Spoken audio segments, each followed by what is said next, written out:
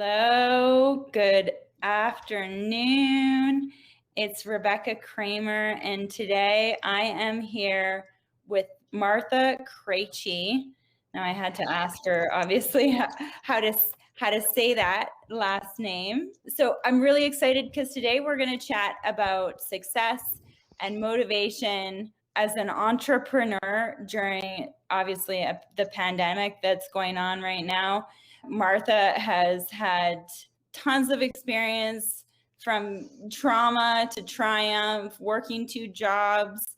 So I'm really excited to talk to her today to find out a little bit more about ideas and strategies, maybe even for us, for each of us entrepreneurs. So thanks so much for joining us today, Martha. Yeah, so maybe, I guess, first of all, to introduce you, you're the CEO of Martha K Media Group and a coach, growth strategist. You're also a transformational speaker.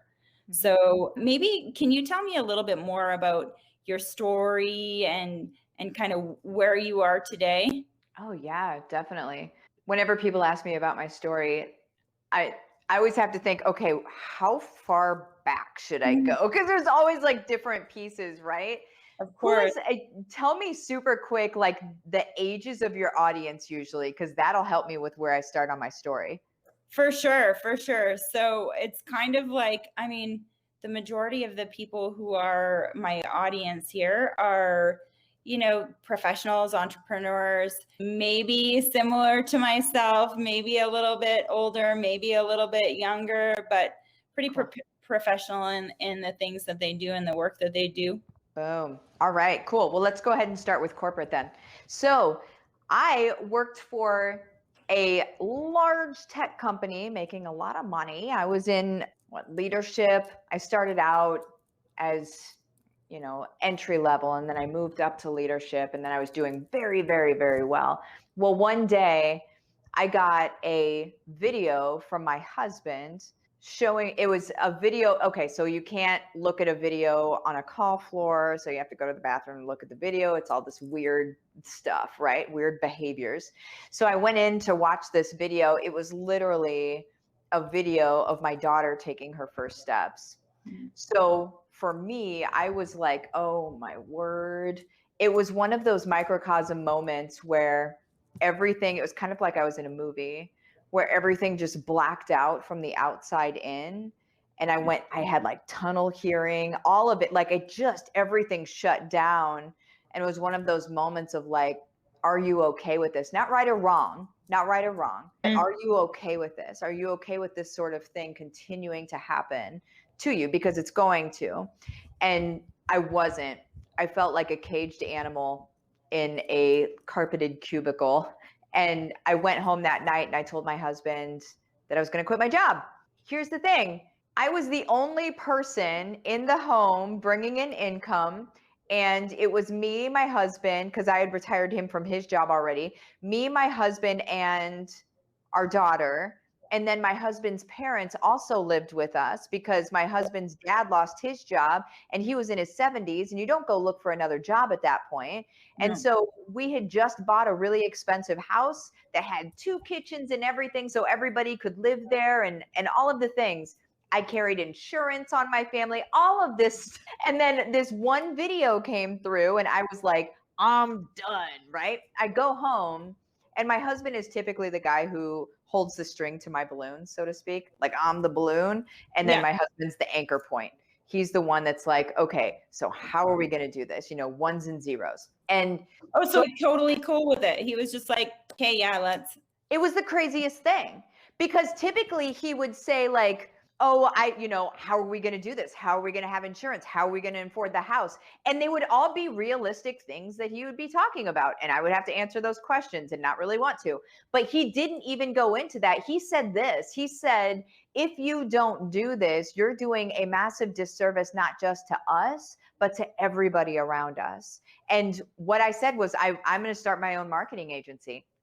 I know what to do. I'm good at this. Let's go ahead and start our own agency. And whenever I told him that, instead of him freaking out, which was every other time ever in life that I've said anything like that, he would freak out first.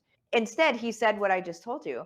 And I was like, okay, there's something different about this time. And then we started, and immediately, without even skipping a beat, we were already making as much. Within the first month, we never lost money. We kept the same amount of money that I was making at my old job, and then, scaled up. True. But it was insanity. So that's a little bit of my backstory. That's a cool message. And I think it's so important to have a great partner that supports you, but also someone who can recognize, what opportunities you're missing out on. And although the opportunity of doing it on your own maybe wasn't on his mind specifically, but the fact that he was there to support and help you, like, champion whatever decision you made, that really is amazing. It was insane. It was insane. I braced myself because, history being my teacher, I was about to have a conversation and maybe uncomfortable conversation. And then when I got home and said that, it was just like, okay. Like, let's cut that and let's go.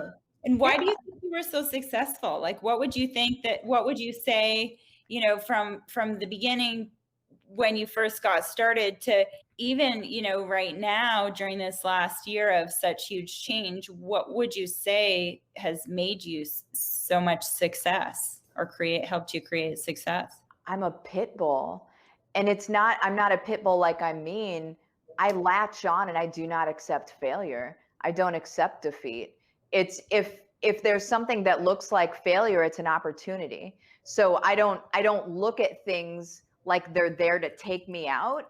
I look at things like, okay, so this is interesting. I get curious about it instead. Mhm. I'm like, this is interesting. I wonder what can happen with this.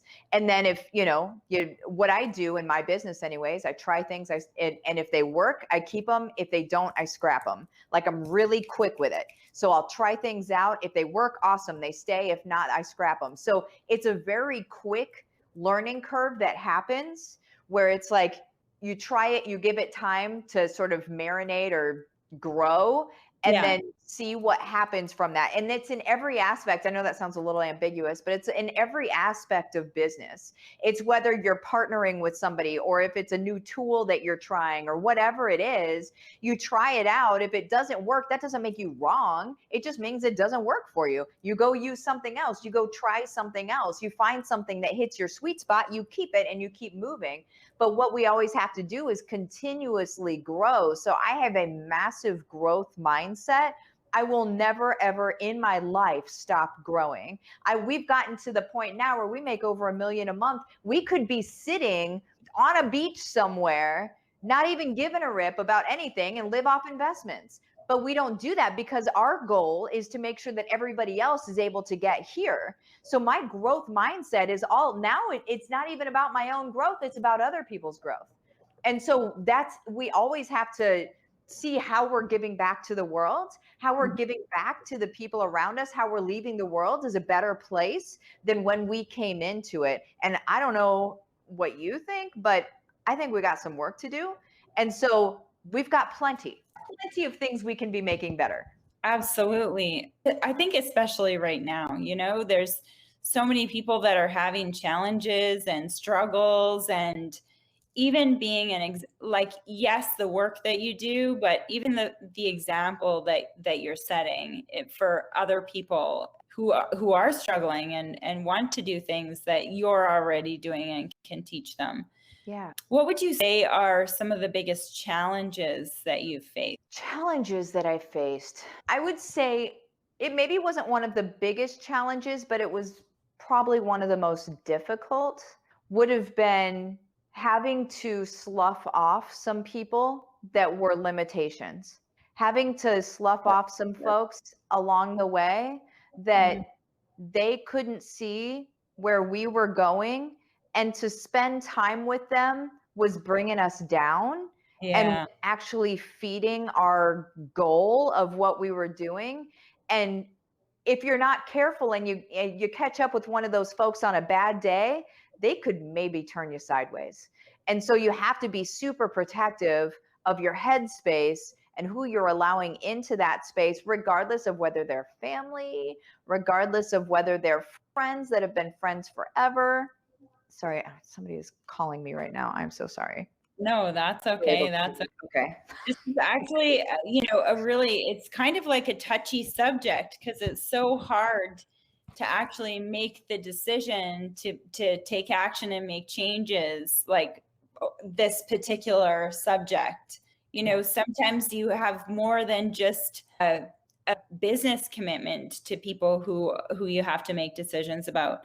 So how have you, because I'm sure not only business owners, not only entrepreneurs, but there's like many professionals that have to address this situation in order for them to prove not just their business, but their life. How did you handle, or how have you in the past overcome this type of situation? I don't let people get into my space. Mm-hmm. I don't give people that right. I don't give them the ability. I'm super regimented when it comes to, I know how protective I need to be over my mind. I know how protective I need to be. And so if it's not helping, so this is with growth mindset, right? If it's not helping my goals, then I can't have you around. And a lot of my audience, like, they laugh whenever I say, like, I love you so much, and then I'm about to drop a bomb, right? If I say I love you so much, there's something that's about to happen right after that. And it's like a good thing. Do you say, pardon? Like a growth thing. Like, you may not like it, but it's going to help you. Yeah. And that's why I have to start with, I love you so much. Yeah. I love you. Here's what we need to talk about, right? Yeah. And that's how I would talk to even family or friends. I love you. I know that you mean well. I can't spend time around you right now because of X, Y, and Z. That's another thing, is I'm completely transparent. And I think it's wise for us to be authentic and transparent in exactly who we are, because what you see is what you get with me. I'm not going to beat around the bush. You're going to know exactly where you stand, but there's freedom in that. There's freedom on both sides for that. You know where you stand, and you know why I'm distancing. It's not a question mark. It's not like, I wonder why she stopped talking. No, like, she needs space because she's growing and she wants you back whenever you can accept that and whenever you can be a part of that. But if you're not going to be a part of it, I love you so much, we can't hang out that much. It's just the truth. And so, like, I protect my mind with everything, because it all starts with our mind. People, and I'm sure people on LinkedIn especially are probably like, oh my goodness, don't tell me it's mindset, right? Stop with the mindset already. For real. I went to 10X Growth Con in Miami. You were there too? No, I'm in Canada, so I watched it virtually, unfortunately. We did have tickets, we had flight, hotel, we had everything, but we canceled, fortunately. Wish I could have been there, but how amazing was it? Oh, it was fantastic. We were second row center. It was great. So one thing that I noticed from every single speaker, and Grant didn't mention this, and I wonder why, maybe it was just he had a lot of stuff going on, but every single speaker there mentioned mindset. So we had billionaires, millionaires on the stage. We had people that are crushing business. Every single one of them talked about mindset as being one of the most important things that they had as they were growing their business, as they were growing their wealth. So for people that aren't involved in, like, working with your mindset, and I'm not a mindset coach. Like, I'm not sitting here like trying to sell my mindset jazz, right? Like, that's not even what I do. Yeah. But I know that it's super important. So if you're sitting here and watching this and you're like, oh my gosh, she's talking about mindset, I'm totally going to turn this off. My suggestion to you is to go look at Alex Rodriguez. He talked about mindset. All of these people, Bethany Frankel, mindset, all of these people were talking about it. At least in a little bit, they were talking about it. It is the single factor everyone had in common. So they can't all be wrong. That's all that I'm saying. No, I agree. And even if they just said it a different way, like they all said it, you got to just show up, keep showing up, write down your goals, visualize the future, like every single one. The consistent message that I felt like I got over and over and over just show up. You got to just keep showing up. Like if you keep showing up and you keep doing the right things and you keep like striving towards your goal and yes, protecting your mindset, protecting because everybody's going to look out for their own self, and their own self isn't necessarily doesn't have the same ideas or goals as you do. So if you want to protect your own self, you need to especially look after your mindset, look after the people who are around you, who are contributing to the positivity or negativity that goes along with that, right? Oh, 100%. Yeah. And then I would even piggyback a little bit on your, whenever you said like the just show up thing, because there are a lot of people that hear just show up and they're like, what does that mean? Right. And to me, and I'm actually making a freebie. My husband's working on it right now. He makes the things pretty. We're making a freebie right now of, it's basically how you know how to show up. So what I suggest and what I do in my own business, and this might be, you guys might just want to write this down and take this away as solid gold. What you do is every single day, so my suggestion is to get a big, one of those huge desk calendars with the big boxes, right? For the dates. Yeah. Of course, ours is going to be a little book, but you can get a big desk calendar, put your CTAs, your calls to action that you had that day. So whether it was to buy something or if it was to join an email list or something like that, whatever your CTAs were for that day. Also, this is going to remind you to do a CTA every day, right? So whatever your CTAs were that day, and then the result of those CTAs. Okay, how many sales did you have? How many people did you have join your group? How many people did you have join your email list because of this CTA, right? And then also talk about, or also write down the time that you did that CTA. You do that every single day for a month. And then the next month, you're going to be able to look back at your CTAs and see which ones, and this is like 30,000 feet. You can go up and look at it. You can see which ones hit and then which ones didn't. So now you know what your repeatable behaviors should be. They should be along the lines of the ones that hit. All right, now we can start molding with that a little bit more, but you're working on straight data.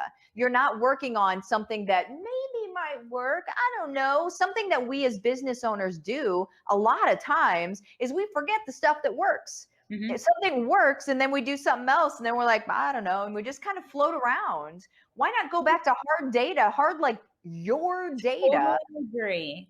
I feel like sometimes there's like big and flashy things that come across our desk or whatever we're looking at, and we're like, oh, big and shiny. I'm going to do that. I'm going to try that. But instead of what actually works, what you've tested and seen results from. So when you're saying CTA, are you just to make sure that everyone understands, are you meaning like whether you're creating content on social media or sending out basically whatever connection you're making with your audience, whether like however it is, that would be your CTA for the day? Is that what you mean? A CTA is a direct call to action. So the CTA can be embedded in a social media post where you've got a post and then you say, hey, I've got this thing. Like maybe I talk about that tool that I just said, the freebie that we're making. So like I tell it what this is going to do for them, the with them, what's in it for them. So here's the thing that it's going to do for you. And then here it is. And that would be the CTA for that day, for the email list, right? And then maybe I have another CTA in a group saying like, hey, you guys remember this course that I made, blah, blah, blah, blah, blah. And then there's the CTA to buy the course.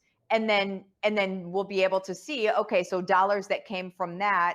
All right, so people that joined email list based on this. All right, so these are the messaging. This is the messaging that's really resonating with folks. We'll know that is a thing based on our results that we got. But the CTA is an actual direct call to action. It's not an ambiguous, here's a post.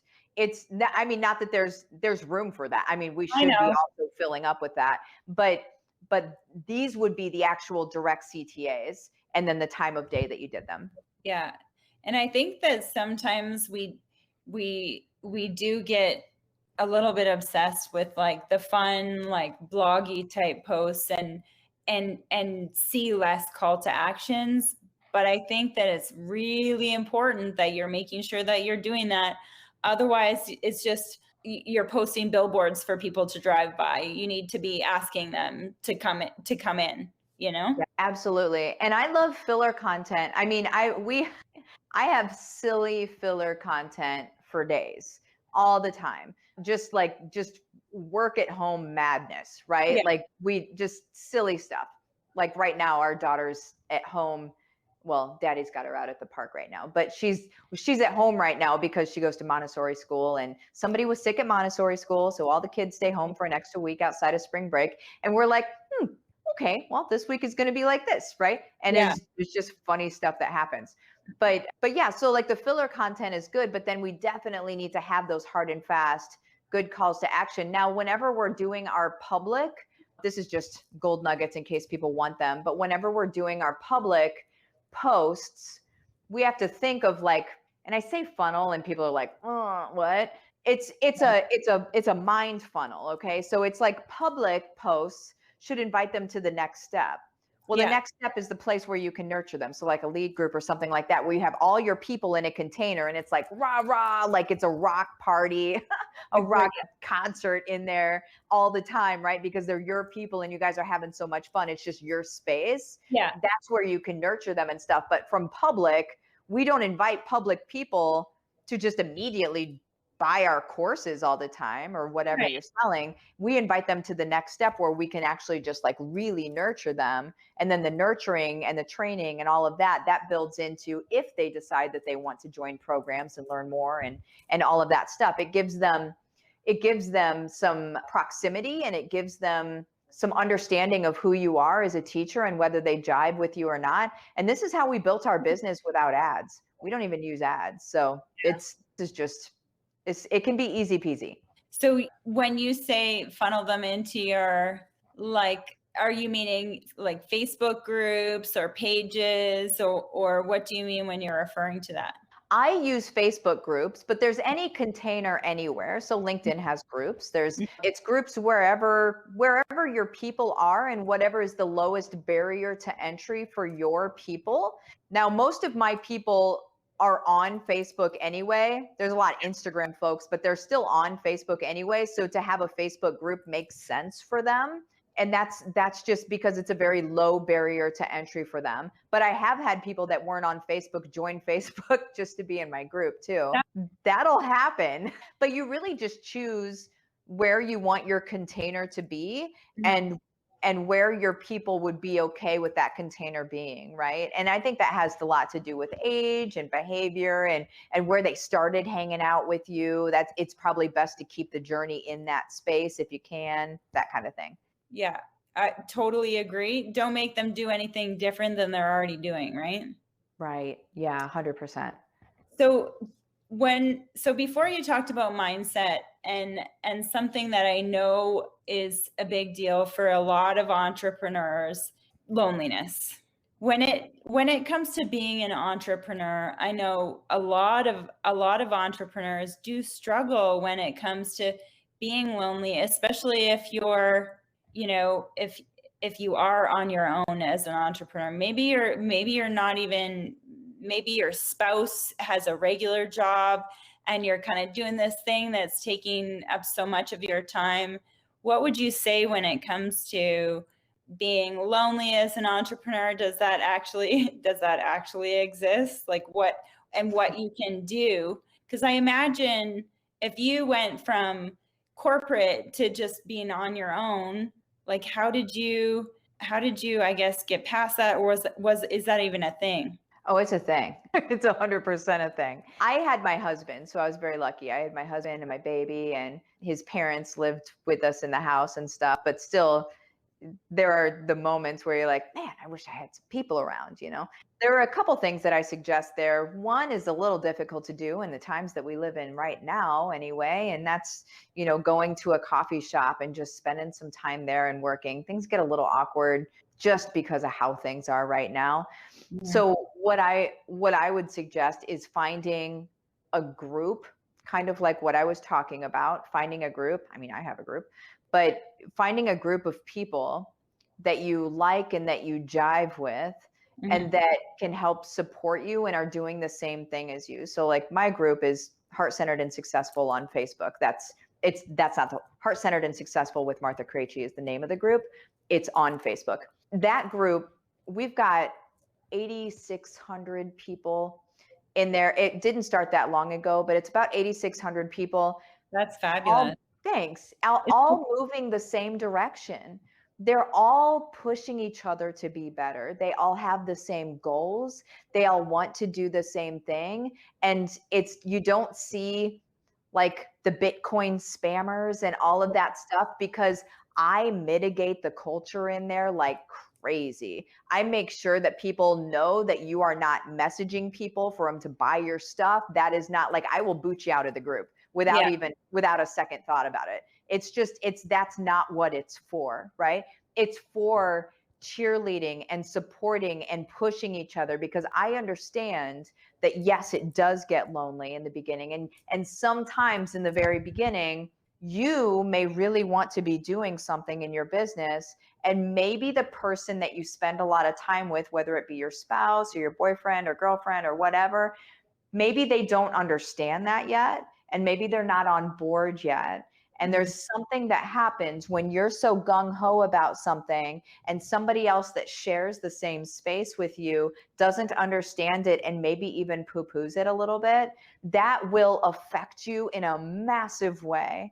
And so what you need to do is you need to be able to at least get into a space where there's a lot of other people moving the same direction. Because what I understand about a herd of people all moving one way is that if you're standing in the middle of it, you cannot stand still. You have to also grow. You have to also move. And so that's the kind of group that you want to be in, not the kind that are starting fights with each other or trying to sell each other everything. That's not the kind of group I'm talking about. I'm talking about the type of group where you get filled up. That's the type of group that I'm talking about. I love that. I love that visualization of the herd, because I mean, I think the other thing with that is the selling and buying of products and services, even within that group, will happen organically, because you're all going to trust each other, because it's an amazing community, right? Yes, exactly. So also make sure that we can put that group in the chat or below the video afterwards, so that people can join.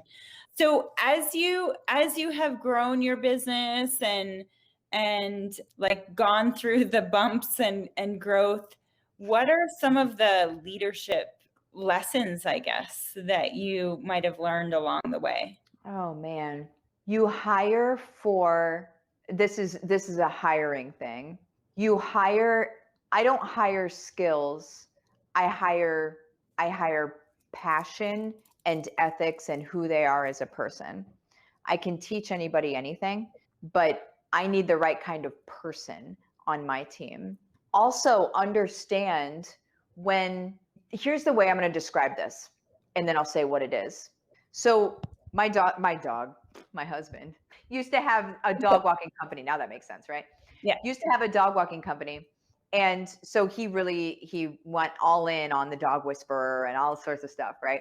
Yeah. One thing that he learned that I've always kept with me is that an alpha dog, if a dog is not an alpha dog, but is forced to be an alpha dog in a situation, it will become aggressive and mean because it's not supposed to be there. It's not a leading dog, and it's not its tendencies to be that way, but you put it up front and it's scared, it's concerned, it doesn't know what it's really supposed to do. So then it lashes out and it gets a little crazy. Same with people. There are some people that should be leaders. There are other people that either they're not ready to be leaders yet, but you need to be able to recognize a leader that's ready, like almost like the little thing is popped up on the turkey when it's ready, like bing, a leader that's ready, put them in their leadership position and support them, right? Somebody who isn't ready yet, don't try to put them in a leadership position because you have to, because you need somebody to be there and they're a body. Don't do that to somebody, because what you're going to do is you're going to crush their entire character. You're going to make them think things about themselves that are not true, because you put them in a position where they cannot thrive yet. And that's not their fault, that's yours. And so then you would potentially fire them for not doing a good job. You've put them in the wrong position. So really you have to understand who the people are that you're working with and pull out the gold from them, and then put them in the positions where they can shine and thrive with those gold characteristics that they have. Yeah, that definitely makes sense.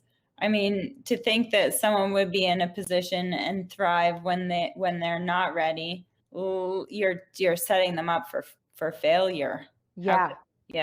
No, You see it happen all the time because people are like, well, I don't have anybody else, I have to choose them. That's not the right way. You need to find somebody else. If they're not ready for it, you need to wait and find somebody else. Don't try to make somebody fit into a role just because the role is open. I think that I've learned that at the beginning, when you start out, you don't think like that. You don't and I remember starting out just thinking, well, of course you can do that. Like, I can do that. Of course you can do that.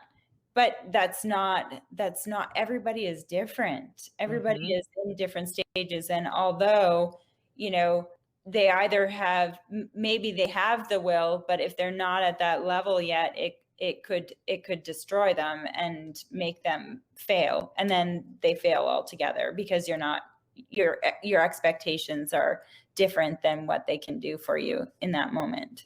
100%, yes. And if we're just talking about like entrepreneurs, like if they just started out or something, a lot of times people will say, who should my first hire be? What should I hire out first? Mm-hmm. My suggestion is to hire out a project manager first. And that person will eventually, as you scale, become your COO, your operations officer, your person that handles the details, that essentially you speak vision to them, they make it happen. Okay. That is, if you can just think of one person to hire first, it's the project manager, and then allow them to thrive in that space, because us as entrepreneurs are typically not project manager types. We're typically more visionary, and we're more like ethereal, like our ideas are more ambiguous and whatever. Like we can bring them down and we can do them. But for me, like, I'm not a spreadsheet girl. I'll look at them, but I'm not making them, like that's a big no, thank you. But my person. Yeah, I'm with you 100%. There's nothing that's going to give me a headache quicker than looking at a bunch of lines. Yeah. And that's the thing, is we do need them. And so we, as the visionaries, as long as we have somebody that can anchor us, that can make the things happen, we can go really, really, really far. Because we went to, I think we went to 800 grand a month with just me and the project manager, and doing where we would hire out, or she would hire out the stuff. That was, and we went very far. Now is the team growing at this point? Yeah, of course. But we went very far with just that. So I'm just saying, you can be lean and mean at the same time. That's phenomenal. Congratulations, by the way. Oh, thanks. So what are you, this is probably, maybe the last question, but maybe a long one. What are you the most excited about right now? There's so many things. I know. Oh my gosh, I don't even know. So we are adding to our website right now. We're adding a thing where it's kind of like Upwork a little bit, or Freelancer, just for my HBR people, which is my program where I teach people how to do what I've done. But I am literally feeding mouths. Like, I'm helping them with because I teach how to develop income streams and that sort of thing. Yeah. And I'm giving them an income stream on being able to sell their stuff. And then I'm going to bring people in, and, it'll be like a VA thing for my people in HBR, but it'll be like for the public, so they can buy from my people in HBR. So there's that I'm very excited about. So I'm a business strategist. You may have recognized that. And I'm doing a certification here pretty soon. So again, for my HBR people, I have to be an HBR first. But so in case someone's hopping on right now, what's HBR? Yeah, HBR is my signature program. Not expensive. Sometimes people are like, that means it's expensive. Not necessarily. It is called Home-Based Revolution. HBR is, for short. And it's where I teach people how to do exactly what I've done. So we make over $1 million a month. We're scaling still, like it's going to be an insane year. But we do it in 5 to 10 hours a week. We have multiple income streams, right? I mean, we do what we want, we do what we want, but it's all in service to our people. So it's never salesy and sleazy and weird. It's always in service and helping people, right? That's the focus. And so, yeah, you have to be an HBR to be a business strategist or to get certified under me. But again, in me helping them with an income stream, I'm going to show them how to do what I do. And then I'm going to feed them. I'm going to bring people in that want to work with them, because I get people all the time that are like, hey, can you do one-on-one stuff with me? And I'm like, I don't have the bandwidth. There's literally hundreds of people that ask for that all the time. I can't do it. But I'm certifying these other people. They have to test out. Like, it's not just okay, A, B, C, whatever, and then you just test it out. Like, you have to test out role play in front of me to be able to actually be a strategist. Like, I'm very, very serious about this, but it's going to be amazing. And then I'll be able to feed them, because I'll bring people in and then they'll hire them. Right. And so the thing that I'm very, very excited about is being able to feed people, is being able to bring income into people's worlds. So not just teaching how to do what I've done, which then of course brings income, but to facilitate the income actually even coming into their world. That's what I'm excited about.